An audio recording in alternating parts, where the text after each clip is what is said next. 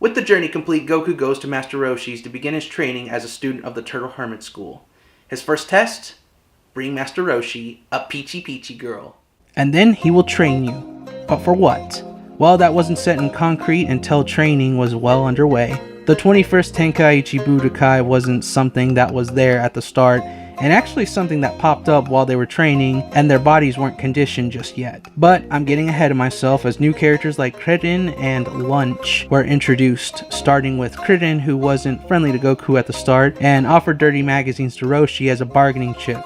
Not a bad idea if you're offering this to him. Whereas Goku had to find a peachy peachy girl and doesn't even know what that is, as he's not exactly focused on girls. He does come across Lunch though, a girl with a personality that changes from each time she sneezes. Blue-haired Lunch is friendly, a caretaker, and someone that would make any guy in the future feel lucky if they were to marry her. And then there's Blonde Lunch, a well-known criminal that somehow always has a gun on her ready to shoot. She's one that's not exactly friendly and one the boys steer clear of when she sneezes. Not because they'll die, but because the bullets still sting. Yeah, early on bullets are something that are useless against martial artists if they are powerful enough.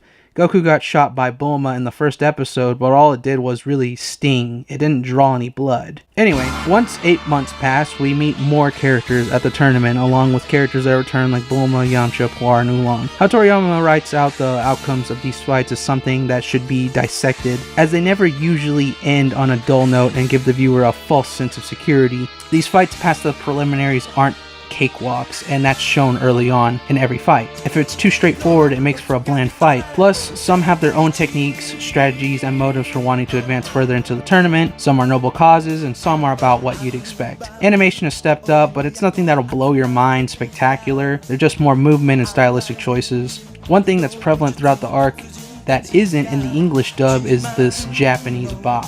It really amplifies the experience. Now, with all that I've said, this tournament arc is really solid, but what really makes it a classic is not just the colorful cast that participates, but also the final matchup and just how many special techniques were used to try to win this, along with Jackie Chan's motive for participating. It really led to a strong character moment and was one that kept motivating Goku to keep training. That was a final fight. I will give the 21st Tenkaichi Budokai a high recommendation. While that is the arc that made Dragon Ball a huge hit, it doesn't end there. As next time, Goku begins a search for Grandpa Gohan's Dragon Ball.